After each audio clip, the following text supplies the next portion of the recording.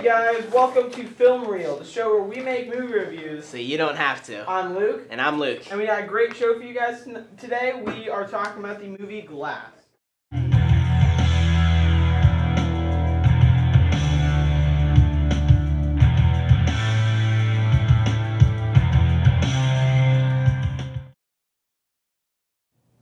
Alright, first off, we're going to talk about the overall plot of the movie. It was a great movie. We watched it on Friday. But I would say that it was a little bit slow in the beginning. Absolutely. I'd say like the first half was kind of just like setting up all these storylines, and then the end of the movie, the last hour, was probably like just wrapping everything up, action scene after action scene, and just kind of like blowing your mind while also keeping you entertained. Absolutely. Alright, so after talking about that, how would you say that it compared to other movies? Well, I thought the idea behind the movie in general was just taking these people who think that they're superheroes, whereas in other movies, you have, like in Marvel movies, you have like Captain America and Thor, who everybody just accepts as superheroes. Yeah, because they're just like, they have these abilities, like everyone knows they have these abilities, they have storylines that like, people made them into superheroes, or they're gods from another dimension or whatever. But in this movie, they take people who think they're superheroes. Yeah, ordinary people. Ordinary people. Who have these disorders that turn them into people that think they're superheroes. Yeah. So they put them into an insane asylum. Yeah. Because everybody thinks they're crazy. And then there's this woman that comes into the picture whose job is to try and convince them they aren't superheroes in order to save themselves as well as everyone else from the danger that they are causing. Yeah. So James McAvoy's character, Kevin Wendell Crumb, has a split personality disorder. He is also in the movie Split. He was the main character in that. And he has this certain persona named the Beast. And that Beast was a dangerous person who thought that he was capable of super strength and climbing on walls and all this type of stuff because he had these amazing abilities. And the job that this lady was sent to do was to convince him he's not a superhero, he doesn't have those abilities, so that he would calm down and accept reality. Yeah. So I would definitely agree with you. I'd say that it was a lot more, I guess, relatable because they were ordinary people. It was just like everyday stuff. So how would you say the director M. Night Shyamalan put together this movie? Like, how would you say that he did putting this movie together?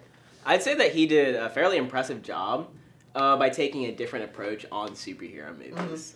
Mm-hmm. As we know, he also made the movie Split and Unbreakable. You haven't seen Unbreakable, but I have, and both of those movies were good at setting up the characters. So, for those of you who haven't seen it, Unbreakable tells the story of Bruce Willis's character, David Dunn, or the Overseer, as he's known with his superhero persona. Yeah, superhero persona. And it also takes care of Mr. Glass, who is Samuel L. Jackson's character. And really tells the story of both of them and how they came to meet and stuff like that. And then the movie Split tells the story of James McAvoy's character, Kevin Wendell Crumb, and his like split personality disorder and everything like that. And I would agree with you. I think that he did take a very good approach to superhero movies. Yeah, especially looking at Marvel movies, which are like so big in today's culture. Like the main movie is Marvel movies. Absolutely. And how he took a different approach than, Marvel movies are your basic superhero movies. Yeah. And even though Marvel does have the characters like Black Widow, who are like, they're agents, so like they are ordinary people with these like talents, not super abilities, but they have these talents. Yeah. They still, I guess, portray them as superheroes rather than vigilantes. Mm-hmm. And I like that they took the approach to make them vigilantes, like Green Arrow or Daredevil, someone like that. Yeah. All right. So the next thing, as we had mentioned before, the actors, Bruce Willis, Samuel L. Jackson, James McAvoy. How would you say they did in the parts? They fared very well in the parts. I especially liked Samuel L. Jackson. I think he was one of my favorites. Mm-hmm. Just because he was kind of this mysterious guy. Yeah. That I found really interesting. Yeah, because he actually ended up tricking them the whole time. Yeah. And he was, I believe, he is compared to the superhero or supervillain Mastermind, who is in, I want to say the Marvel movies. And he is compared to them because Mastermind in the comics was always like, he had his own agenda. You know, like, he could use people as pawns in his own game, but overall, he was in charge. He was in the driver's seat while everyone else wasn't. And I think that his character really, I guess, hit the nail on the head with that one. Yeah, it was also really interesting to see him come from, like, Marvel superhero movies into a different superhero role. Yeah. Because he does play Nicholas Fury in all the Marvel movies, who isn't really super in any way. No, he's just super powerful. He's just kind of the leader. Yeah, like, he has a leader role and he has power over all these people, but other than that, he doesn't have any abilities. Yeah. I mean, he can't even hit a plane with a pistol, you know? Mm. But yeah, I think they did really well with him. I think that his character was very well portrayed as a psychotic person. Yeah.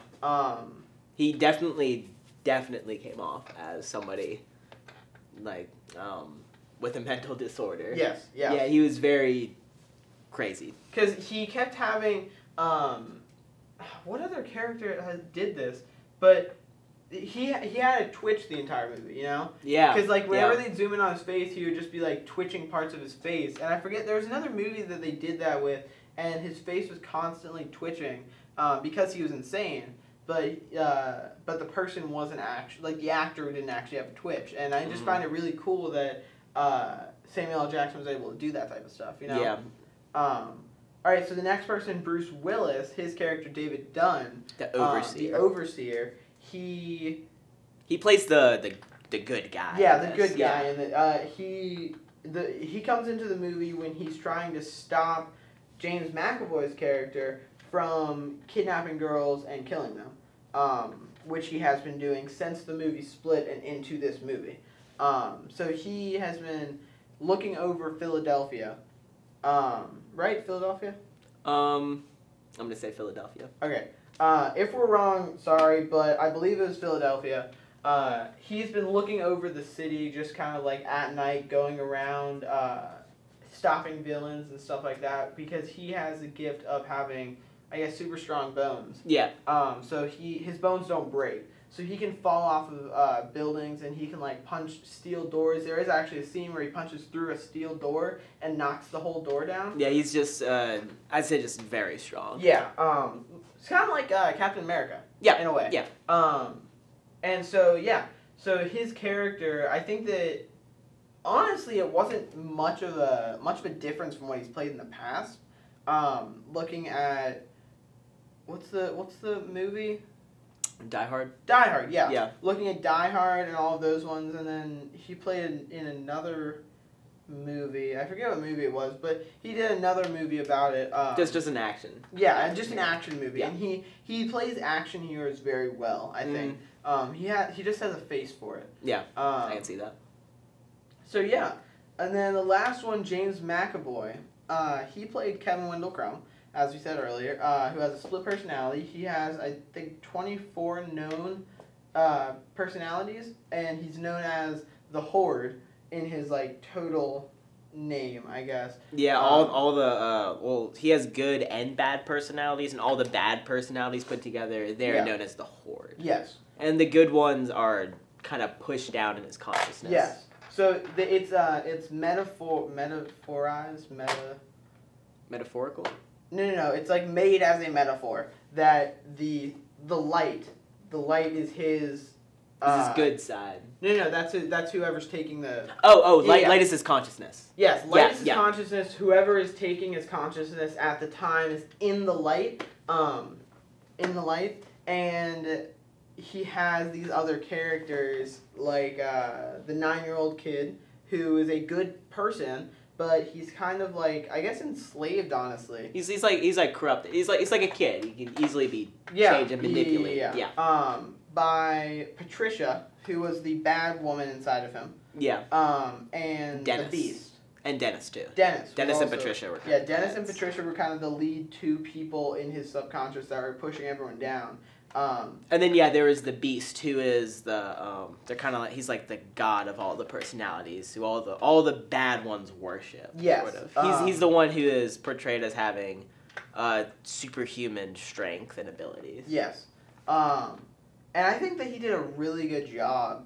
Because, like, could you imagine having a script that says, like, say this line as this character, and this line is this character, and you have to have a different voice for every single person? Like, that would be impossible for most actors. I would get lost very easily. But I think that he did a really good job with it. He did do a very good job. And also, this reminds me of an old 80s TV show that I really love. It's called The A-Team.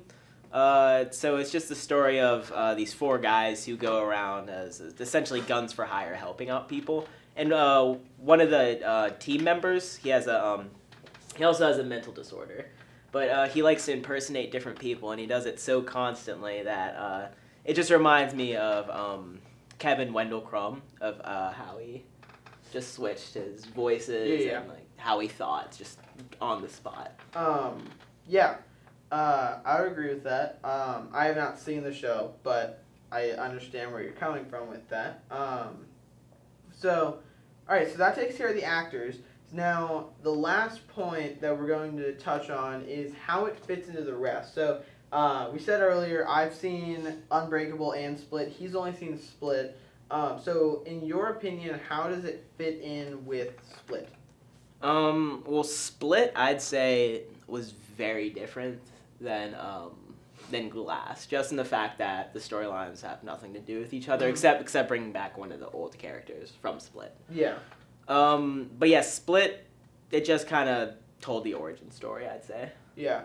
I would say Split, I would say there are 2 different types of movies. I would say that Unbreakable is definitely a superhero movie. Unbreakable tells the story of how Bruce Willis's character, David Dunn, and Mr. Glass meet, and how they, like, I guess start to hate each other, basically. Yeah, how they start a rivalry. Yeah, because Mr. Glass is, like, obsessed with superheroes, and he wants superheroes to be real, so he kind of, like, forced Bruce Willis's character into being a superhero. And so it fit very well with that movie. However, Split it was more of a thriller. Yeah, I would, like, there were points before the movie was released where people were like, does this fit in with the movie Unbreakable? Is it a continuation of that? Will it be, like, part of that world or something? And then to find out that it was part of a superhero world, it was like how does that fit in? When I first saw Split, I just thought it was like your average thriller movie. I didn't know it was part of like this bigger superhero thing. Yeah. So yeah, I think that it fits in well with Unbreakable, but not very well with Split. I'd say Split could be a movie on its own. In all honesty. I'd agree. All right, so that's really all we have to talk about. Is there anything else that you need to talk about? Not off the top of my head. Okay. Well, I guess that's all. It has been a great time talking about this. Next time we will be talking about, I believe, anticipation for one of the new Marvel movies, Captain Marvel. So, yeah, from now on we're going to be doing anticipation for an upcoming movie as well as the actual movie. And we'll be doing every 2 weeks, so just stay tuned for our next one. Don't forget to smash that like button, leave a comment in the description below, and subscribe. We'll see you guys next time.